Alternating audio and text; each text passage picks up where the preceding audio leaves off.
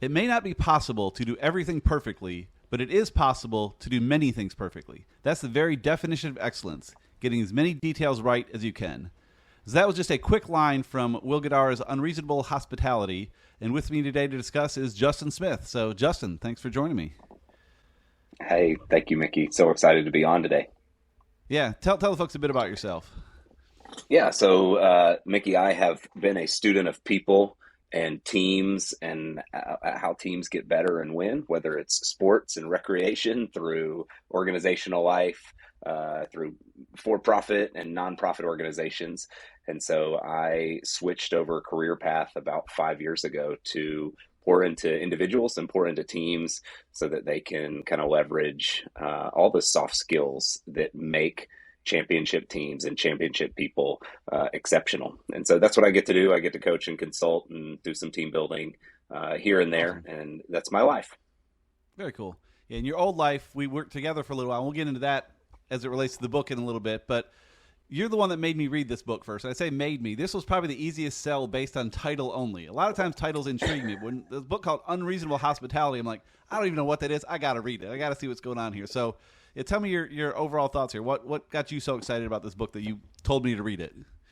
I love following a guy, and he had the opportunity in California to interview Simon Sinek in a private room, him and three other people. And Simon brought this guy, Will Guidara, in the room.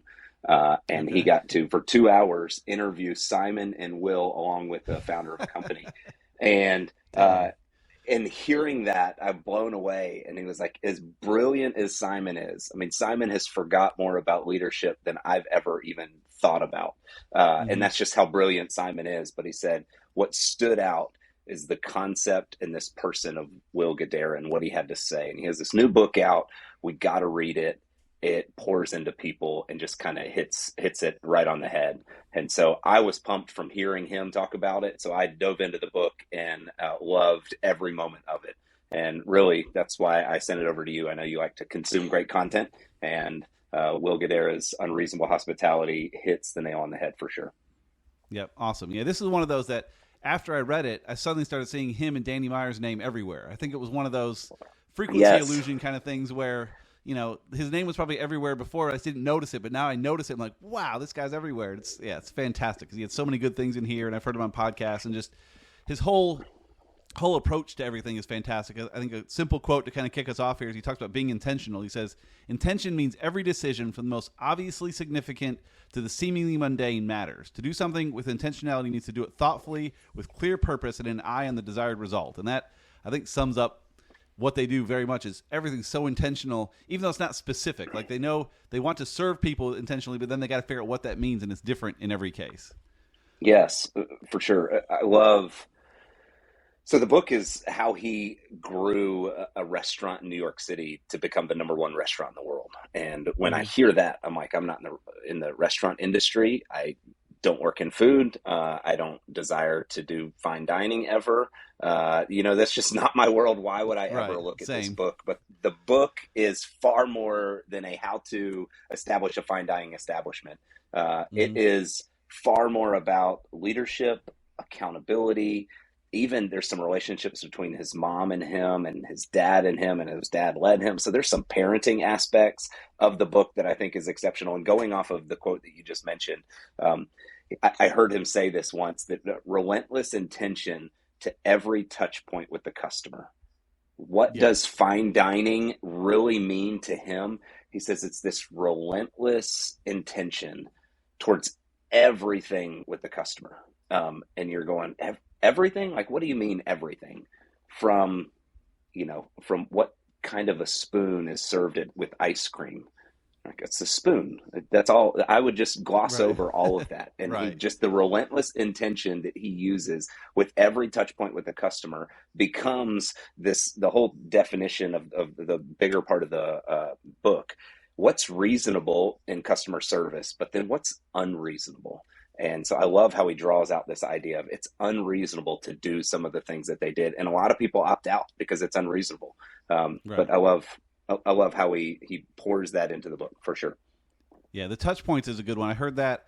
I can't remember if it was in the book or not. I know it was in a podcast, but he's done sessions with folks saying, all right, let's talk about your business and the touch points with your customers. And they listed 3 or 4. He's like, no, keep going. We have like 30 we got to get to. Because he talks about in here, like when they pull open the front door to get in the restaurant, when they get up to go to the restroom, when they like it's and the types of spoons and the type of, I mean, there's a billion different little touch points, and they think about every single one of them as deep as they can. And that's what makes a fine dining experience awesome. But again, all of our business is the same way. We can think of weird little touch points you don't consider, but when someone first reaches out and they get that automatic email back from you or whatever, like that's your first touch point. Like, is it awesome? Is it automated and generic? Or like what's starting with your very first thing and then all the different touch points along the way? And it goes very far. Another angle I really liked was he talked about making the charitable assumption. I think, again, this applies to leadership at all levels. He said, my favorite was to, quote, make the charitable assumption, a reminder to assume the best of people, even when, or perhaps especially when, they weren't behaving particularly well. So instead of immediately expressing disappointment with an employee who has shown up late and launching to a lecture on how they've let down the team, you ask first, you're late. Is everything okay? And then it kind of gets to another piece he mentions where he pulled a quote from the 1 Minute Manager from Ken Blanchard. And Ken's thought there was criticize the behavior, not the person. Praise in public, criticize in private, and praise with emotion and criticize without emotion. So just a lot of lessons that work for almost any kind of business and how you treat your employees. And works for a restaurant, works for a coaching company, works for a web design firm. I mean, works for everywhere and how you should treat people. Yes. When he talks at length in what you're mentioning there, part of his desire when he sat in a room and they got ranked 50th best in the world, and he was dead last in the room at 50. Yeah. And he was like, I felt like a failure, but yet at the same time we were 50th best. And he said, what is going to distinguish us in this group of 50 restaurants? Is it food? Is it the quality of the food? Is it the preparation? Is it how our fine dining culture is it the grandeur of the room? Is it the quality of the dishes? What is gonna knock us over the top? And then he basically says that humans, it's the human element. It's that humans desire to feel seen, they desire to feel cared for, they desire for belonging. How we make people feel. You could serve somebody the best steak in the world and make them feel terrible. And that steak, their experience interacting with consuming, the food is just not as good. And so he doubled down on how do we make people feel when they, engage with us? How do we make people feel at the end of the day? And we are going to build a restaurant and a restaurant culture using that as kind of the first line of defense rather than an afterthought. And so I love how he serves people. And when you said that, the employee comes in and they're 5 minutes late, he says, not only are we serving customers, but we're serving each other. We're serving our staff. And so the way that you make somebody feel comfortable is the way that you treat them. And are they just a transactional kind of relationship that you're just washing dishes, you're just front of house, you're just a chef? Or are you a person behind that? And he has valued that when you change that culture, that it changes so many things. I have a quote in a book here that it changes the bottom line of when you create a hospitality first culture, everything in your business improves, whether it means finding and retaining great talent, turning customers into raving fans, or increasing your profitability. And I just love that of how you make people feel. So internal and external. Yeah, that was it was the quote I was going to end the show with, so we'll have to figure out how I'm going to do that later, but it ties into this too much where he talks about the 4 seasons and how he compares to that. He said, people will forget what you do, they'll forget what you said, but they'll never forget how you made them feel. This quote, often probably incorrectly attributed to the great American writer Maya Angelou, may be the wisest statement about hospitality ever made, because 30 years later, I still haven't forgotten how the 4 seasons made me feel. So he talks about, when he went to the 4 seasons 30 years prior, he doesn't remember a lot about what happened. He just remembers how he felt. And that comes through in this book a ton about just how to make customers feel. You said something earlier about hospitality versus unreasonable hospitality, and a lot of people aren't willing to be unreasonable. And a lot of it comes down to money, I think. I mean, they see being unreasonable costs a whole lot more than being reasonable. And so I liked one thing he said about that. He called it the rule of 95-5. Manage 95% of your business down to the penny. Like, get it exactly, be as profitable as you can, but spend the last 5% foolishly. It sounds irresponsible, but in fact, it's anything but, because that last 5% has an outsized impact on the guest experience and some of the smartest money you'll ever spend. In many ways, and he gave an example, the perfect example of the rule of 95-5 in action, we could afford to splurge on legends, so he tries to do things just to be legendary, because we were managing our money so closely the rest of the time. Most of the time, we didn't even have to break the bank to blow someone's mind. We put 10 drugstore candy bars in a bag, and a guest called us legendary for us. So he does a number of examples about that, where he could give them an expensive glass of wine or something, a bottle of wine, but cheap little things that actually fit exactly what that person wanted were way more valuable, and that comes down not to cost, but to intentionality and listening. They put themselves in situations to listen to what's going on. Yeah, so I love that story.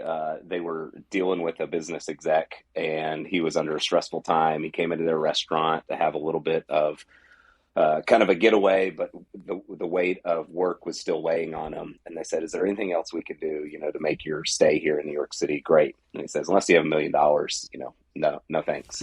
And he had built a culture and a staff team that would be unreasonable. We all have way too much to do in our work world. And he had a person as part of their job is to kind of wow customers. And so when they heard this, we need $1 million. Obviously, we don't have the margins to be able to hand out $1 million toward the cash. 5% doesn't go that far. Yeah. The 5% doesn't go that far. And if you do own an organization that has that kind of 5% margins, come talk to Mickey and I. We'd love to be friends. But what he did, he carved out 5% for somebody's job to wow customers like that. And this person thought the candy bars, they got 100 g candy bars, the actual brand 100 g, right. And they put 10 of them in a to-go bag and said, "Hey, we can't give you $1 million, but here's $1 million in candy." Right. And it was like $5. Yeah. Intentional moment. It not only cost him the $5, but it cost the margin that he's willing to sacrifice to create an employee that might not make an impact that night, but has the margin in their schedule to do unreasonable hospitality things. That 5%, we can't hire somebody else to do that. And he talks about in the book that I thought was fascinating that I wouldn't have considered is New York real estate is ridiculously expensive per square foot. Yes.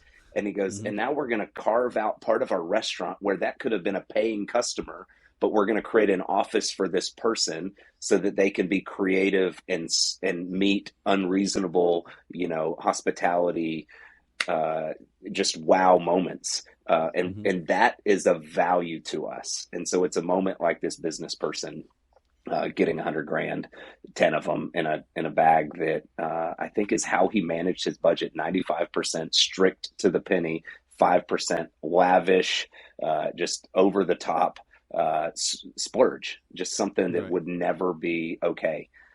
So I love that principle. It doesn't even have to be lavish. I mean, again, just buying some candy bars, or another one you can look up. I'm sure you know about, but he talks about everywhere, was the hot dog story, where people were leaving on a flight and they were sad they never got a New York City hot dog. So he had someone run out and get a hot dog from a hot dog stand, had his chef cut it up all fancy and give it to him. And again, cost him next to nothing to buy this hot dog, but wowed the person to death. And because they had a person there, wasting their time, listening for these sorts of things, it made just an outsized impact on that. So, yes. And the relationship between him and the chef in that interaction, the chef was appalled that we would serve a New York City hot dog. And he said, "Hey, you know what? This matters to me." And so the culture between what are we trying to serve? Are we just trying to serve great food? Are we trying to be, what's the guiding star of our business and what we try to do? And it was customer service. It was hospitality. And he said, "Hey, this would matter to me." And so the chef realizes the bigger picture and fancies up a hot dog. And that's what the guys took away from when they flew back overseas. Man, we were served a New York City hot dog at a fine dining establishment at the #1 restaurant in the world. And that kind of goes back to what you said earlier about the relationships too. I mean, if he had berated the chef every time he was 2 minutes late, they wouldn't have that relationship, but they've built that relationship of trust and genuine care for one another over the years to be able to do that sort of thing. So true. So true. Yeah. So going a little bit different way, this kind of goes back to, I thought about this. So we worked together at a church some years ago. Yes. And So he talked about cannonballing. And I saw this happen a few times with folks that would get hired into the church there. He said, some of the best advice I ever got about starting in a new organization is this: don't cannonball. Ease into the pool. I've passed this advice on to those joining my own. No matter how talented you are or how much you have to add, give yourself time to understand the organization before you try to impact it. And so we've encouraged this with the staff we hire too. Like we bring in folks that are smarter than us, but we even tell them, like, hey, for the first little while, just kind of chill, see what we've got going, understand how we're doing it, and then work on correcting things versus just throwing everything aside to do it the new way. And I think that's been very helpful for us, and certainly I think it was very helpful for them there too. And again, we've seen people, I remember a few at the church that came in and said, hey, I have my own way of doing this, so let's just throw everything out and start fresh. And it may have been the right move, but it's a tough way to start a relationship like that. For sure. I think culture, and you have to just be aware, part of that emotional intelligence is recognize the culture that you're walking into, and where you might have a more efficient way of doing things, that might not work in that culture, in that organization, in that thing. And so it's like, well, yes, it's more efficient, but if you sat here and learned the culture, you would understand why we actually do it this way and why it's maybe better for the culture the way that we're doing it. And when you get some relational capital, then you can speak out and go, hey, can we challenge that, that normal that is just agreed upon by everybody? But until you have that relational capital, I think you come in as kind of a bully in that situation. And I think you erode your influence from day one. Yeah. And so that's never a good thing. Relational capital. I like that. I'm thinking, like, if they had gotten a new chef and the chef said, no, I'm highly trained, I'm not going to do the hot dog thing, they would, just a little example there, but it was not a new chef in that case. But again, someone new coming in no way they would do a hot dog if that was, unless they took Correct. the time to understand what's going on there. Related to that is he talked a little bit about, the idea of the customer is always right. And I've always liked to look at that kind of the extended version of, customers are wrong a lot. You see that, but I do believe the version I like is the customer is always right in matters of taste. People don't want a green ball. You only sell red playground balls, then it doesn't matter. They're right because they're only going to buy that, so you have to do it that way. But he talks about it a little bit differently, where he sort of does say the customer is always right. He says a couple things. He said, one, quote, if you've corrected a guest because you don't want them to think you've made a mistake, you've just made a much bigger mistake because now they feel bad. And again, it's all about how they feel, and you've just ruined that. And then he also said, we need to make sure we're serving our guests, not our egos. As Danny Meyer says, being right is irrelevant. So instead of explaining what a true medium rare looks like, we need to say, absolutely, sir, I'm sorry, before getting the guest a steak cooked exactly the way he wanted it cooked, not how a medium rare technically should be. And I think the example there is the guy wanted it like completely well done, but he thought that was medium rare. So of course, sir, so sorry about that. Here's your, quote, medium rare steak. And the customer was much happier. So good. And it goes back to what unreasonable layers of hospitality. Ever when you were to put a customer on the defensive, it's not being hospitable. And so I love every way that they do it, from walking in the door to getting a check to, choosing how you like your steak cooked. We will assume that we are wrong, and our egos are not to precede us. So love it. Not that they'll pretend they're wrong, even like in the case of the steak. They're not going to assume they're wrong. They know they're right. They know how the steak's supposed to be cooked. But that's not the point. The point is to make the customer feel cared for and valued. And so, yes, sir, here's your your medium rare steak, just the way you wanted it. Cooked all the way through. Yes. So. Yes. So good. One other piece I picked up here is he talked about the partnership, because he's had partners at his companies. I have a partner with mine. I started from day one with a partner. It's been interesting here. And I like the way he worded this. And I think it's kind of how we've done things, Allie and I have, but we've sort of done it by mistake, whereas he's done it intentionally. And he says, quote, sometimes the only way to proceed in pursuit of a good partnership is to decide that whoever cares more about the issue can have their way. It wasn't that I didn't care about how many desserts we served. When you're intense and detail-oriented, everything matters. But it was more important to Daniel than it was to me. And so, again, I think Allie and I have sort of seen that, where she's cared more about design elements. If we're designing things for the company, I don't care as much. So when she says, I think we should change that, I say, cool, we're going to change it. But then when I say I think we should develop something different or handle something different I'm more passionate about, she's, okay, I disagree, but you care more. So, yeah, we're going to do that instead. And so I thought that was kind of a cool way to put that, was just, whoever cares more can have their way, which – again, you have to have the right relationship too, because then you could both just get into fights like, I care more, but if there's a clear dividing line, in this case, who handles the food versus the restaurant, or me and Allie with design versus development. If there's clear lines there, it makes it easier to decide. Okay, that's clearly on your side. I disagree, but it's yours. Take it. Mickey, as somebody who has been married a little over 13 years, I've had to learn that one the hard way many a times, and where I think I have an opinion, but in reality, she cares a lot more about that particular thing. Why am I getting in the way? Like, does it really matter if it's blue or yellow or green? Like, at the end of the day, no for me.